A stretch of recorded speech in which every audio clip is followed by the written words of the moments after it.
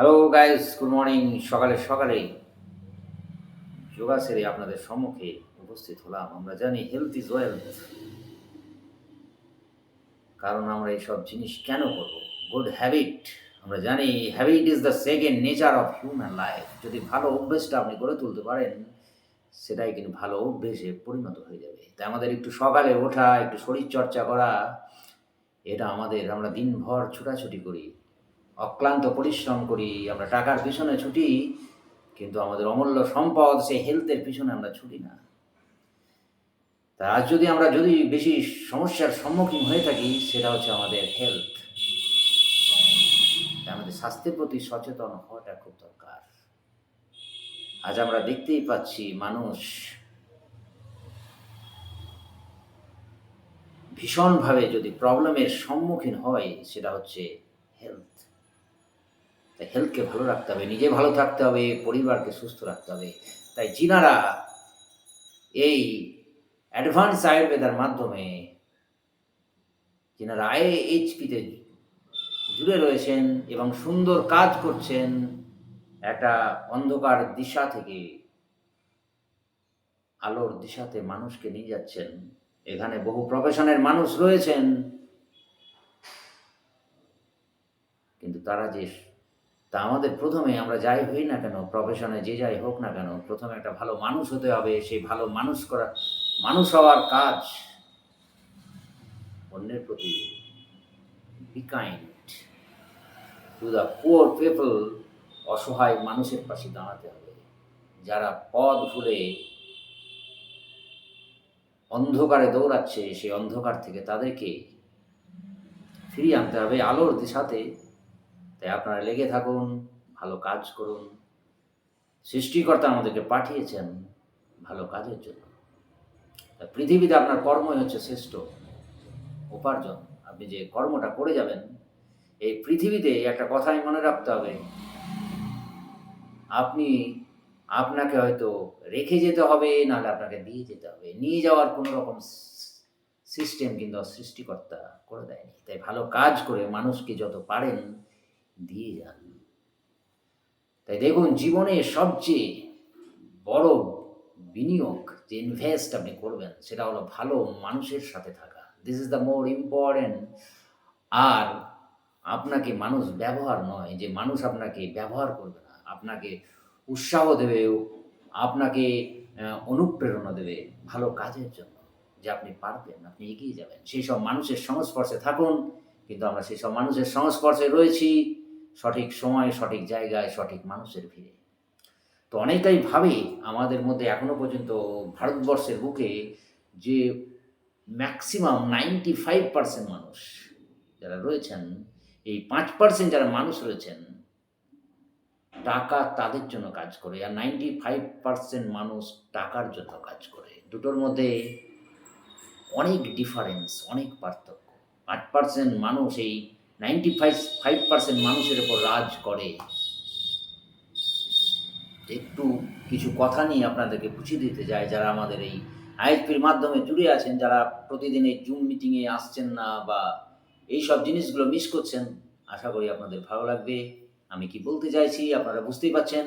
তাই এই পৃথিবীতে ইনকাম নির্ভর করে না আপনি কত ঘাম ঝরালেন তার উপর, বরং নির্ভর করে আপনি কতজনকে নেতৃত্ব দিচ্ছেন তার উপর, আপনি কতজনকে সফলতার পথে এগিয়ে নিয়ে গেলেন।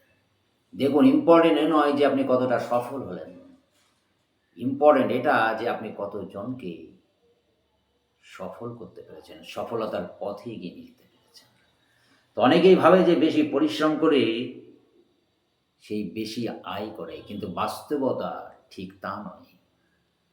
এই দুনিয়ায় আমাদের পরিশ্রমী মানুষের কোনো অভাব নেই, তবুও সবার ইনকাম খুবই সীমিত, বেশি হয় না।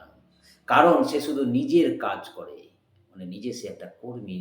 যতক্ষণ নিজে কাজ করে ততক্ষণে, জাস্ট লাইক এ ফার্মার, সে যতক্ষণ জমিতে সে চাষাবাদ করবে, যতক্ষণ জমিতে যাবে, সে যদি তার মাঠে যাওয়া ছেড়ে দেয়, তার জমিতে ফসল ফলানো ছেড়ে দেয়, তার ঘরে কিন্তু পয়সা আসবে না। এটা মাথায় রাখতে হবে। তার কারণ সে নিজে কর্মী। তার নিজে যতক্ষণ সে তার ফসল ফলাবে, যতক্ষণ পরিশ্রম করবে সেখানে ততক্ষণ তার পয়সা আসবে।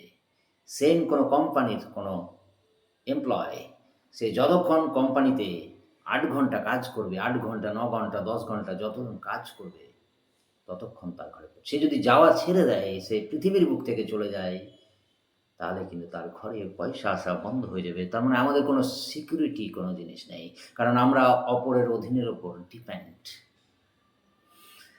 তাই জীবনে যারা 5% মানুষ রয়েছেন, তারা কেন এত বেশি, তাদের মধ্যে রয়েছে সব থেকে যেটা মেন, তাদের পয়সার প্রবলেম হয় না, এবং তারা ফাইন্যান্সিয়াল ফ্রিডম, এবং তারা যেটা মেন হচ্ছে যে টাইম ফ্রিডম। তারা যেখানে ইচ্ছা সেখানে যেতে পারে, তারা যেখানেই যাবে পয়সা তাদের পিছন পিছন আসবে। দেখুন দেখুন তাই সে কর্মী, আর লিডার হচ্ছে যে কর্মী আর যে অন্যকে দিয়ে কাজ করাবে। অন্যকে দিয়ে যারা কাজ করাবে তারা হচ্ছে leader, who lead the team. এটা মনে রাখতে হবে। এক সহজভাবে বললে, মনে করুন আজকের দিনে আমি ভারতবর্ষের কথাই বলবো, যেমন আপনার রিলায়েন্স, যেটা আপনার ধীরুভাই আম্বানি একটা প্ল্যাটফর্ম তৈরি করে গেছেন। তিনি পেট্রোল পাম্পে কাজ করতেন, কিন্তু তার চিন্তাধারা, তার থট প্রসেস অনেক বড় ছিল। সে পেট্রোল ভরতে ভরতে সে মনে করত বিশ্বের সমস্ত পেট্রোল পাম্প, বিশ্ব নয় সরি, এই এই ভারতবর্ষে যত পেট্রোল পাম্প একদিন আমার হবে। সে পৃথিবী ছেড়ে চলে গেছে, সে একটা সিস্টেম তৈরি করে গেছে, সে একটা সুন্দর বাগান তৈরি করে গেছে, এবং সেই বাগানে জল দেওয়ার দায়িত্বটাও কিন্তু একটা সিস্টেমের মধ্যে দিয়ে যা ছেলেরা এখন করে যাচ্ছে। সে একটা সাজিয়ে দিয়ে চলে গেছে, কঠিন জিনিসটাকে সাজিয়ে দিয়ে চলে গেছে, কিন্তু সেইটা নিয়ে যদি বসে থাকে তার ছেলেরা, কিন্তু রাজার ধনও একদিন শেষ হয়ে যায়, কিন্তু তারা সুন্দরভাবে পরিচালনা করছে, তাদের কোনো রকম প্রবলেম আসবে না, কারণ টাকাতে টাকা আসে, সেটা আপনাকে ঠিকঠাকভাবে ইউটিলাইজ করতে হবে। তাই দেখুন যে আম্বানি, যে মানে আমাদের মুকেশ আম্বানি, দেখুন সে তার বাবার যে থট প্রসেস, এত বেশি পয়সা, সেই পয়সা দিয়ে তারা এমন একটা চিন্তা ভাবনা এলো যে একটা জিও একটা সিম আবিষ্কার, কিন্তু জিও সিমটা কি সে আবিষ্কার করেছে? না। যারা এই জিও সিম, যারা এক্সপার্ট, যারা এসব কাজ করতে পারে, যাদের মধ্যে সেই চিন্তাধারা আছে, তাদেরকে নিয়ে সে জিও যে সিম সে আবিষ্কার করে ফেলল। তাই এটা মনে রাখতে হবে। আর জিওর যদি নাম এসে থাকে যারা তৈরি করেছে, তারা কিন্তু নয়, নাম এসে গেলে সেই মুকেশ আম্বানিরই নাম আসবে। এটা আমাদেরকে চিন্তাধারা করতে হবে। তাই জীবনে দেখুন এদের পয়সা এত বেশি কেন, কেন এরা পৃথিবীর এত রিচেস্ট পারসন, তার কিছু কারণ রয়েছে। তার কারণ রয়েছে, দেখুন যখন এই যে আপনার টাটা বলুন, এই আম্বানি গ্রুপ বলুন, এরা এত হওয়ার পরে এদের আন্ডারে হাজার হাজার লোক বা মানুষ সম্মিলিত সম্মিলিত সম্মিলিত হয়, পরিশ্রম, চিন্তা আর ঘাম মিলিয়ে তৈরি হয় তার ইনকাম। এই যে হাজার হাজার মানুষ কাজ করছে, সাপোজ মনে করেন যে যে আমাদের ধীরুভাই আম্বানি, তার ছেলে মুকেশ আম্বানি, এই যে হাজার হাজার তার এতে কাজ করছে, যদি মনে করুন 5 ঘন্টা করেও কাজ করে, সাপোজ 1000 মানুষ যদি 5 ঘন্টা কাজ করে, 5 ঘন্টা 5 আওয়ার্স ইন্টু 1000, আপনি এবার দেখে নিন যে পরিশ্রমটা করলো, সেই পুরো আউটপুটটা পেল কি? আমাদের আম্বানি, যিনি বসে আছেন, যিনি থট প্রসেসটাকে করে। তাই আমাদের পয়সা আমরা অন্যকে দিয়ে কিভাবে আমরা পরিচালিত করব, তাই দেখুন মিলিয়েই তৈরি হয়। তাই এরা যত কাজ করবে, যত পরিশ্রম করবে, আমাদের আমির কে হবে? ধীরুভাই আম্বানি, চলে গেছে তার ছেলেরা, মুকেশ আম্বানি, সম্মানিত পরিশ্রম। তাই দেখুন এইভাবে আপনি দেখুন সামান্য ছোট একটা ফার্মাসিউটিক্যাল সেক্টর, মনে করুন একজন, কারণ একজনের পরিশ্রম, যেমন একটা এমআর, মেডিকেল রিপ্রেজেন্টেটিভ, সারাদিন পরিশ্রম করে কিন্তু তার ইনকাম সীমিত। কারণ এখানে তার একার পরিশ্রম।